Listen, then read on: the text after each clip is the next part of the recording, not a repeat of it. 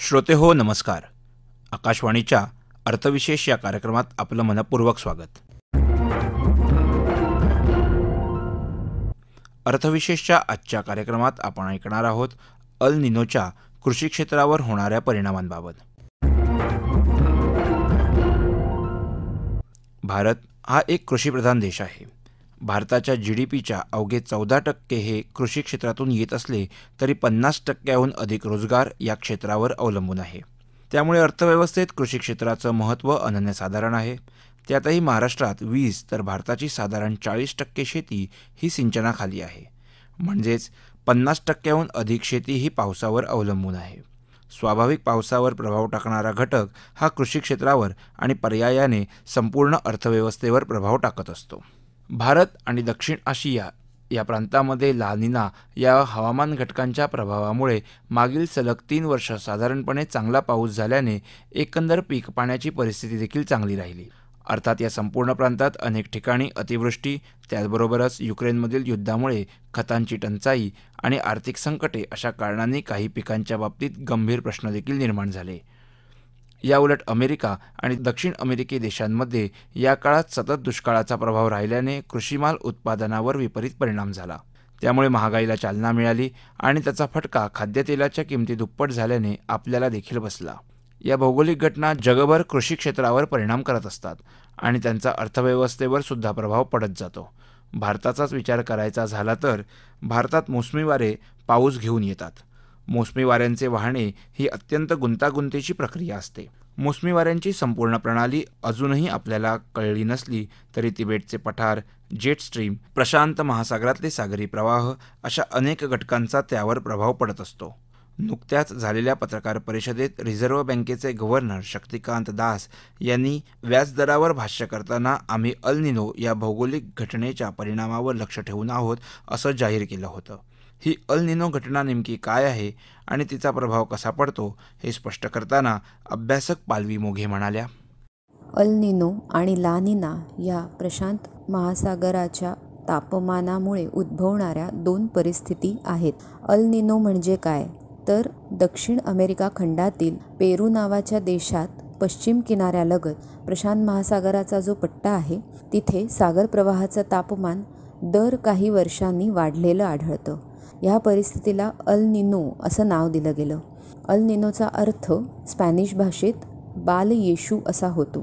ही परिस्थिती दर काही वर्षांनी नाताळच्या सुमारास तिथे दिसते. ला निना म्हणजे काय तर ह्याच्या बरोबर उलट परिस्थिती. यामध्ये पेरूच्या किनाऱ्यालगत असलेल्या सागरी प्रवाहाचं तापमान कमी होतं. ह्या तापमान वाढीचा आणि कमी होण्याचा जगभरातील पावसाच्या वितरणावर परिणाम होत असलेला आपल्याला दिसून येतो. ज्या वेळेला अल निनो ही परिस्थिती असते त्यावेळेला संपूर्ण प्रशांत महासागर आपण लक्षात घेतला तर पूर्वेकडील सागर प्रवाहाचे तापमान वाढलेले दिसते. त्यामुळे तिथे हवेचा दाब कमी असतो. या उलट पश्चिमेकडील जो प्रशांत महासागर आहे तिथे हवेचा दाब वाढलेला असतो. परिणामतः जास्त दाबाच्या प्रदेशाकडनं कमी दाबाच्या प्रदेशाकडे ढग वाहून नेले जातात. हे ढग समुद्रावरून येणारे बाष्पयुक्त ढग असतात. खरं तर ते त्या प्रदेशातील जमिनीवर पर्जन्यवृष्टी करणार असतात. परंतु पूर्वेकडे हे सारे ढग वाहून गेल्याने त्या प्रदेशात त्या वर्षी पावसाचं प्रमाण अतिशय कमी आढळतं. त्यामुळे दुष्काळ सदृश परिस्थिती निर्माण होते. ह्याच्याच उलट जेव्हा ला निना स्थिती असते त्यावेळेला मात्र हवेचा दाब बरोबर उलट दिशेने असतो. त्यामुळे पूर्व प्रशांत महासागराकडनं पश्चिम प्रशांत महासागराकडे बाष्पयुक्त ढग वाहून नेले जातात. त्यामुळे ला निना असण्याच्या काळात बऱ्याचदा अतिवृष्टी दिसून येते. ही परिस्थिती दर काही वर्षांनी बदलत असते. पूर्वी 4-5 वर्षांनी 6 वर्षांनी येणारी दुष्काळ सदृश परिस्थिती सध्या मात्र दर 2-3 वर्षांनी येताना आपल्याला दिसते. भारताचा विचार करता भारत हा कृषीप्रधान देश आहे. इथे कृषी क्षेत्राचा पाण्याचा प्रमुख स्रोत हा मॉन्सून असतो. ज्या वेळेला अल निनो ही परिस्थिती निर्माण होते त्यावेळेला भारतात पडणाऱ्या पावसाचं प्रमाण हे अतिशय कमी होण्याची शक्यता असते.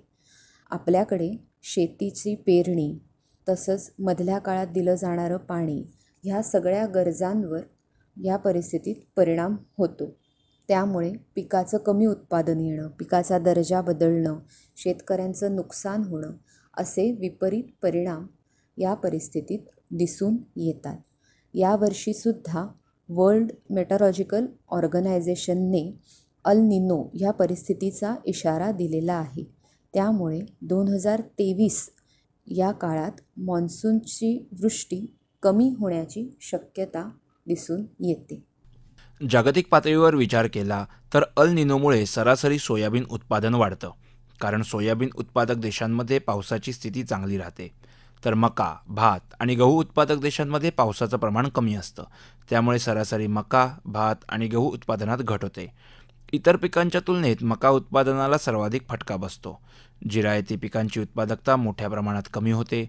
अल निनोमुळे जगातील एका भागात उत्पादन कमी होतं, पण दुसऱ्या भागाचं उत्पादन वाढल्याने अनेक पिकांची सरासरी भरून निघते, असं तज्ज्ञांचं म्हणणं आहे.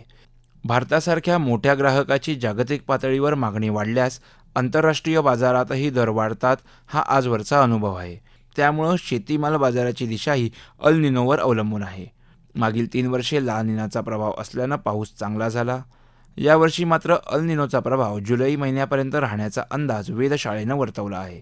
स्वाभाविक या घटनेमुळे रोजगार निर्मिती, अर्थव्यवस्थेतील मागणी, कृषी उत्पादन आणि निर्यात, महागाई अशा अनेक अंगाने भारतीय अर्थव्यवस्थेवर परिणाम होईल. यावर अधिक चर्चा करताना अर्थक्षेत्रातले ब्लॉग लेखक आशुतोष टिळक म्हणाले, उद्या ज्यावेळेला आरबीआयचे गव्हर्नर शक्तिकांत दास त्यांचा भारताच्या व्याजदरांच्या संदर्भातली पॉलिसी जाहीर करत असतील, त्यावेळेला अनेक जणांच्या नजरा या एका शब्दाकडे मोठ्या प्रमाणावर लागून बसलेल्या असतील आणि ते म्हणजे एल निनो.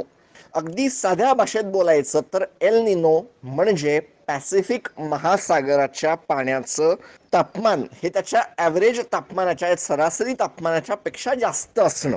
याचा परिणाम भारतावर किंवा जगभरावर कसा होतो? कारण जर पॅसिफिक महासागराचं तापमान ॲव्हरेजपेक्षा, सरासरीपेक्षा जास्त असेल तर जगभर वाऱ्यांची दिशा त्याच्यामुळे बदलेल आणि याचा सगळ्यात मोठा परिणाम हा भारतातल्या मान्सूनवर होणार असतो. कारण ज्या वेळेला जगभरातले हवामान तज्ज्ञ असं म्हणतात की येणारा टाइम हा एल निनोचा आहे, तेव्हा जगभरातल्या लोकांच्या नजरा या भारतातल्या मान्सूनकडे वळतात. आणि ज्या वेळेला भारतामध्ये मान्सूनचा प्रभाव बदलतो किंवा मान्सूनचं टक्केवारी, त्याची प्रमाण, त्याचं भारतात येण्याचं दिवस बदलतात, त्यावेळेला भारताच्या शेती उत्पादनावर होणारा त्याचा परिणाम नाकारता येत नाही.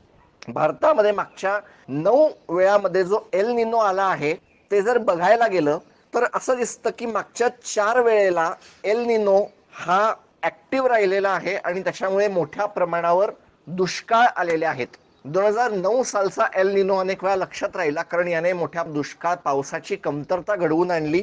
आणि पावसाची कमतरता ज्या वेळेला होते त्यावेळेला खरीपाची जी काय पिकं असतात त्याच्यावर या पावसाचा परिणाम अगदी जरूर होणार असतो. भारतामध्ये जरूर सिंचन असेल तरी खरीपाच्या अनेक साऱ्या पिकांसाठी पाऊस गरजेचा आहे. पावसाचं जे पडण्याचं प्रमाण आहे ते पूर्ण कालावधीभर सारखंच आहे का? भारतामध्ये मान्सून वेळेवर येणार आहे का? आणि या वेळेला तर काळजी अशी आहे की भारत सरकारने त्यांच्या स्टोअरसाठी, फूड कॉर्पोरेशन ऑफ इंडियासाठी, भारतीय खाद्यान्न मंडळाच्या वतीने जे काय खरेदी केली जाते गव्हाची, ती देखील त्यांच्या टार्गेटला पूर्ण झालेली नाही. त्यामुळे येणाऱ्या काळामध्ये असं म्हणता येईल की आपल्याला खाद्यान्नाची महागाई हे एक प्रश्नचिन्ह असणार आहे. एल निनोचा अजून एक परिणाम असा आहे की मान्सून यायला वेळ झालेला आहे की जो एक आत्तापर्यंत केरळमध्ये असायला पाहिजे होता किंवा काही प्रमाणामध्ये तुम्ही ऐकत असाल त्या महाराष्ट्राच्या आसपास तो असायला पाहिजे होता, तो मागच्या काही तासांमध्ये मी जे वाचतो आहे, जे ऐकतो आहे ट्विटरवर किंवा इतर ठिकाणी, याच्यावरून असं दिसतं आहे की केरळला तो आत्ता धडकतो आहे. पुढच्या 24 ते 48 तासामध्ये कशा प्रमाणात मान्सून पुढे सरकेल याच्यावर अनेकांचं लक्ष असणार आहे. कृषी क्षेत्रावरच्या रोजगारावर या सगळ्याचा परिणाम होईल का? तर अगदी जरूर होईल. भारताची मोठ्या प्रमाणावर लोकसंख्या ही आजही कृषी क्षेत्रावर अवलंबून आहे आणि त्यामुळे यातून मिळणारे उत्पन्न याच्यावर परिणाम होईल. काही भागामध्ये उत्पन्न कदाचित लेट होतील. पैसा त्याच्यामधून मिळणारं उत्पन्न किती असेल हे पण एक आहे. मान्सून त्याचा परतीचा प्रवास केव्हा सुरू करेल याच्यावरही त्याचा परिणाम दिसून येईल. आणि हे सगळं झाल्यानंतर मान्सून हे भारतातल्या पाण्याच्या संदर्भामध्ये एक मोठा स्रोत असल्या कारणाने असे उद्योग जे मोठ्या प्रमाणात पाण्यावर अवलंबून आहेत त्यांना देखील याचा फटका बसेल.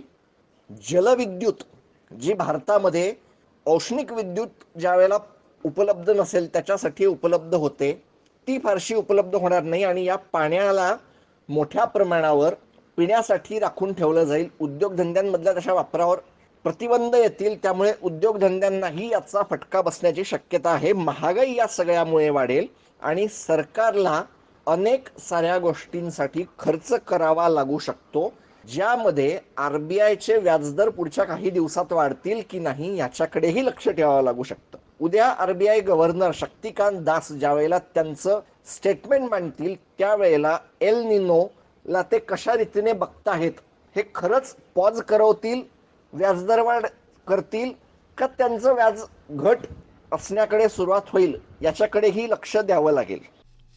श्रोते हो, कृषी क्षेत्रात होणाऱ्या वृद्धीचा सकारात्मक परिणाम अर्थव्यवस्थेवर होत असतो. तसाच मंदवलेल्या गतीचाही परिणाम होऊ शकेल. रोजगार निर्मितीचे आव्हान सरकारसमोर आहेच, त्यात दुष्काळी परिस्थिती निर्माण झाली तर आपल्या खर्चाचा प्राधान्यक्रम सरकारला बदलावा लागू शकेल. जागतिक पातळीवर मंदीचे वारे काही देशांमध्ये घोंगावत असताना गुंतवणूक वातावरणावरही त्याचा प्रभाव पडू शकतो. एकूणच कृषी क्षेत्र हे पावसाकडे आसुसलेल्या नजरेने पाहत असले तरी यावर दीर्घकालीन उपाययोजना करणे हितावह ठरेल. पाऊस पडणे आपल्या हातात नसले तरी पडणारा प्रत्येक पावसाचा थेंब कसा वापरता येईल यावर कृती व्हायला हवी. त्यासाठी पर्यावरणपूरक आणि शाश्वत शेतीचा विकास हा प्राधान्याने घ्यायला हवा, तरच समृद्ध अर्थव्यवस्थेचं स्वप्न साकार होईल. श्रोते हो, आपला अर्थविशेष हा कार्यक्रम आपण न्यूज ऑन AIR ह्या ॲपवरही लाईव्ह ऐकू शकता. यासोबतच आमच्या मुंबई एअर न्यूज या यूट्यूब वाहिनीवर कार्यक्रमाचं ध्वनिमुद्रण आपल्याला कधीही ऐकता येईल. श्रोते हो, याबरोबरच आजचा अर्थविशेष हा कार्यक्रम संपला. हा कार्यक्रम आकाशवाणी मुंबईच्या प्रादेशिक वृत्त विभागानं सादर केला. संपादक सादरकर्त्या सरस्वती कोवळेकर, निर्मिती राजेश शेजवळे, लेखन विनोद देशपांडे आणि निवेदन कौस्तुभ विरकर.